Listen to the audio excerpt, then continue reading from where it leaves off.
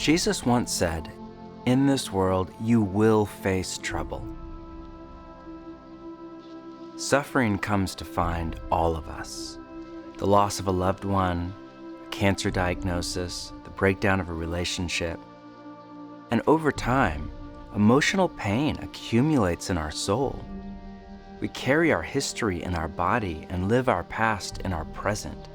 And all too often, our unhealed emotional pain sabotages our spiritual formation into people of love.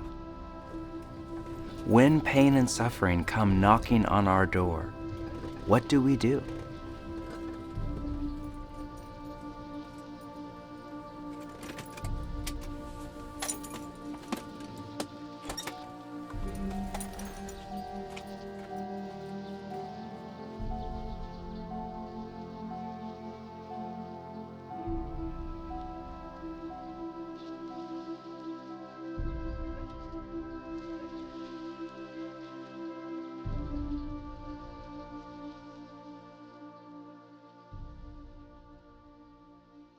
We left off last week with the practices of Jesus, ancient spiritual disciplines by which we open our life to God.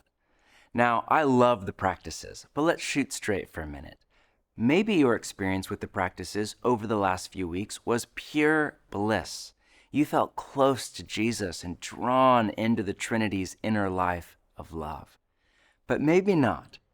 When I first started on this inner journey, there were times in prayer where I would experience something that was, for me at least, counterintuitive, but I realized later, very common. I went into it expecting to feel happy and peaceful, but instead I would often feel all sorts of emotional pain. I would find myself feeling anger at someone who hurt me in my past, or feeling anxiety over my future. I would find myself suffering from what psychologists call afflictive thoughts. If that was your experience, you are not alone. Often what happens in the practices is when we slow down and come to quiet before God, all our undigested emotional pain that we've pushed down in the busyness of life, it comes up from the shadow to the surface of our heart. The Cistercian monk Thomas Keating said that the first thing that comes up in quiet prayer is what he called the unloading of the unconscious. He writes, when we commit ourselves to the spiritual journey, the first thing the Spirit does is to start removing the emotional junk of a lifetime that is inside of us. When this happens, it does not mean that you're bad at the practices. This is all part of the process of spiritual formation. The practices are not a religious formula to habit stack our way to Christ-like character. Rather, the practices create time and space for the unprocessed emotional pain of a lifetime, from our childhood wounds from 20 years ago to a passing slight from a coworker the day before, to come out of the shadows and into the light where they can be healed. In the therapy world, they call emotional pain a trailhead. Pain is an invitation from your soul to explore a path in your story, to follow it down to its origin point in search of healing. Think about the role of pain in the body. When you get hurt, pain is kind of your body's way of getting you to key in on a part of you in need of attention, healing, and love. The pain is a signal to your mind something is wrong in your body and in need of healing. Emotional pain is very similar. It's often a signal from our soul that some aspect of our person is in need of attention, healing, and love. The problem is, the modern world does not know how to deal with pain. There are three common cultural responses to emotional pain. The first is to deny. You just deny that you have pain. This is the most popular response in a lot of Christian circles because it's so easy for us to spiritualize our denial as faith in God. The psychologist John Welwood called this spiritual bypassing, which he defined as a tendency to use spiritual ideas and practices to sidestep or avoid facing unresolved emotional issues, psychological wounds, and unfinished developmental tasks. It is a futile attempt to co-opt the Christian theology of hope to skip over our pain and chase the Western life script up and to the right. The thing about denial is, it works incredibly well. It is the most effective of all coping strategies. The problem is, it's a short-term strategy and it's incredibly dangerous. Think of physical pain. If you get hurt and it's not dangerous, your body will likely self-heal. Just give it a few days or weeks. But if you have a pain in your body that won't go away, it's highly likely that something is seriously wrong. And if you deny it or ignore it or pretend it's not real, it could grow and damage you or even kill you long term. Sigmund Freud was wrong about almost everything, but he was right that whatever we refuse to face in our inner lives has the most power over us. Denying any part of our inner life, especially those parts that are in need of a healing touch, always has destructive consequences on us and on others. The second option is you detach. You emotionally disconnect from your feelings. Certain personality types seem to have the ability to cut off their emotional pain. But if we cut off our emotional pain, we inadvertently cut ourselves off to the whole spectrum of emotion, lows and highs. We don't feel sadness, but neither do we feel joy or wonder or gratitude. Of course, the most popular way people deal with their pain is to drug it. Many people literally drug their pain with alcohol or cannabis or pain meds, but most of us drug our pain more figuratively with our cultural narcotic of choice. It could be work or our career, or sex, or romance, or social media, or entertainment, TV and film and video games. It could be anything that is used as a distraction from our pain and our God, rather than a pathway through our pain to God.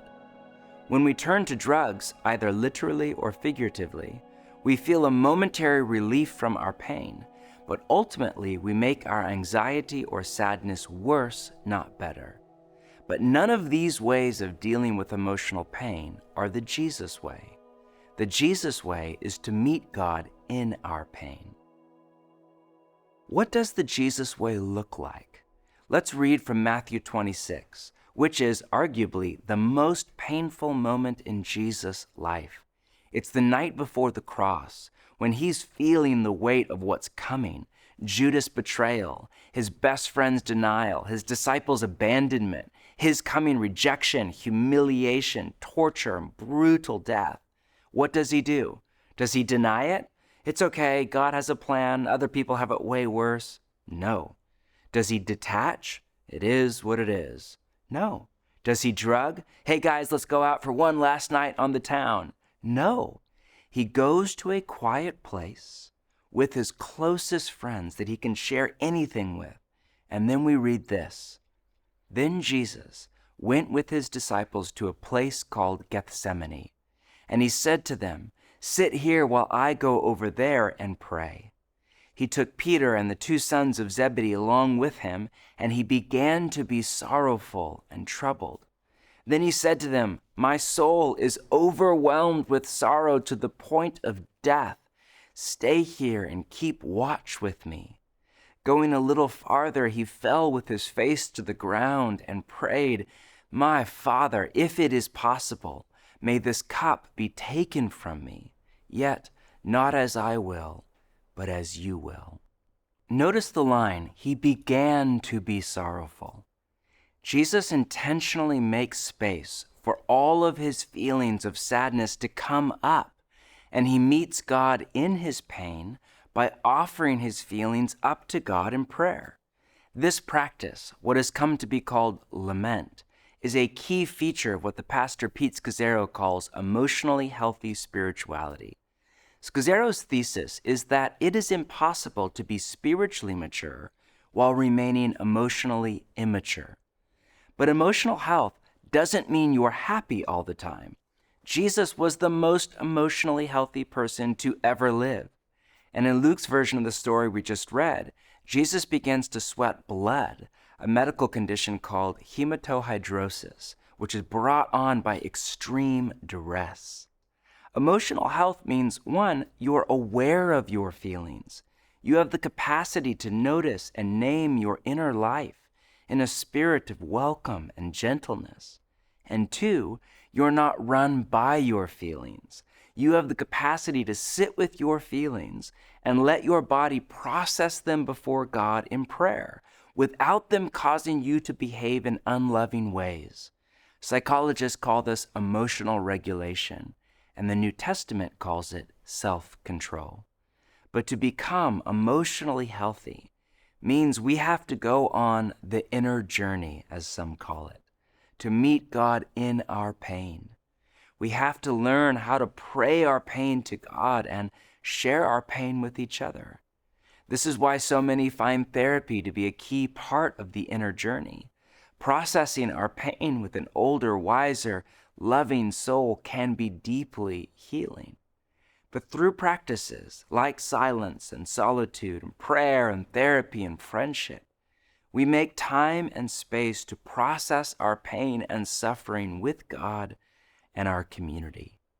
This is often a slow, painful process, but it is the crucible of our formation.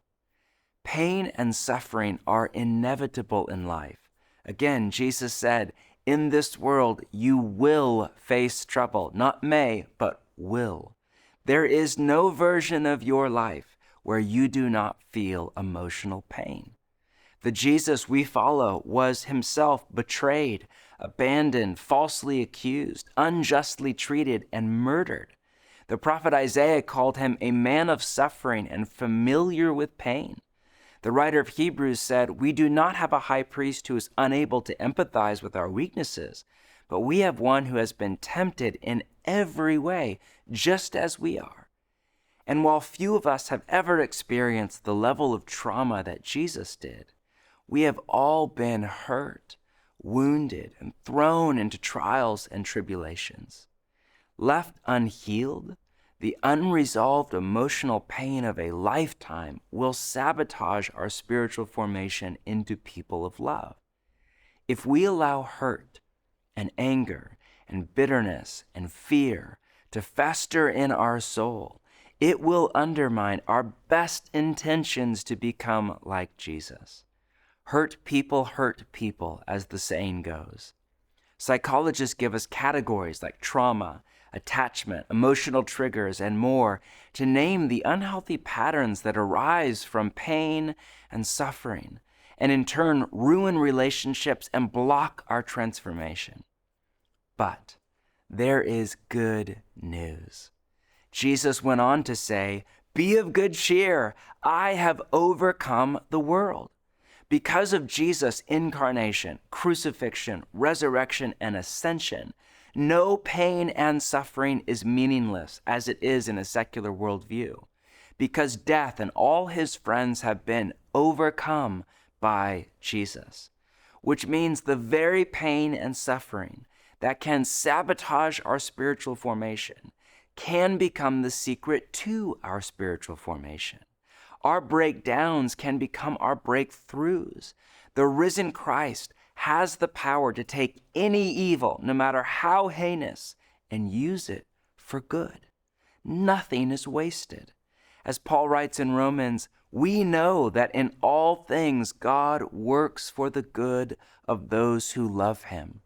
James says it this way, "Consider it pure joy, my brothers and sisters, whenever you face trials of many kinds, because you know that the testing of your faith produces perseverance. Let perseverance finish its work, so that you may be mature and complete, not lacking anything."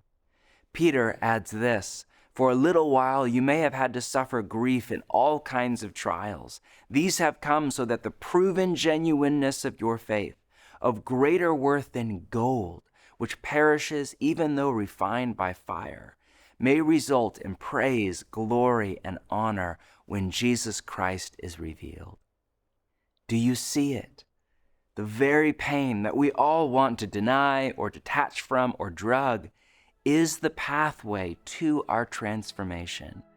If we, like Jesus, will only meet God in our pain.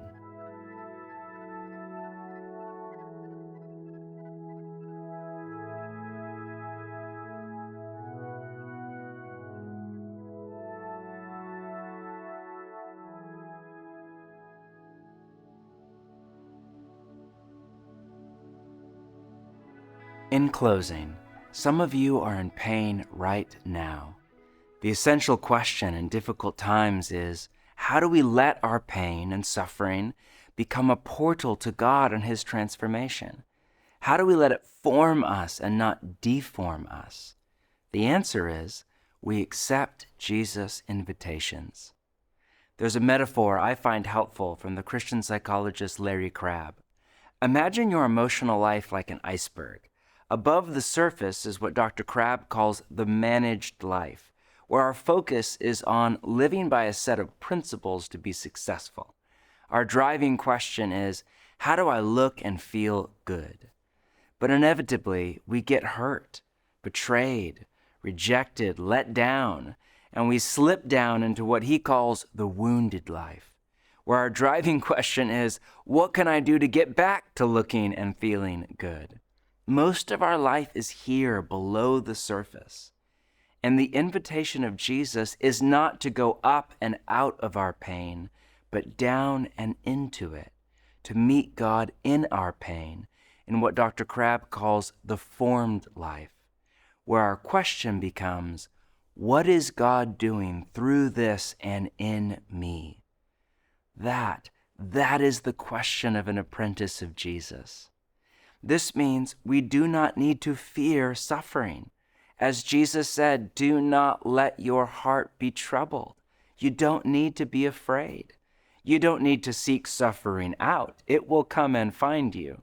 But when it does, if we meet God in it, He can turn all of it for good if we only surrender to Him day by day. And we can say with Julian of Norwich, all will be well, all will be well, and all manner of thing will be well.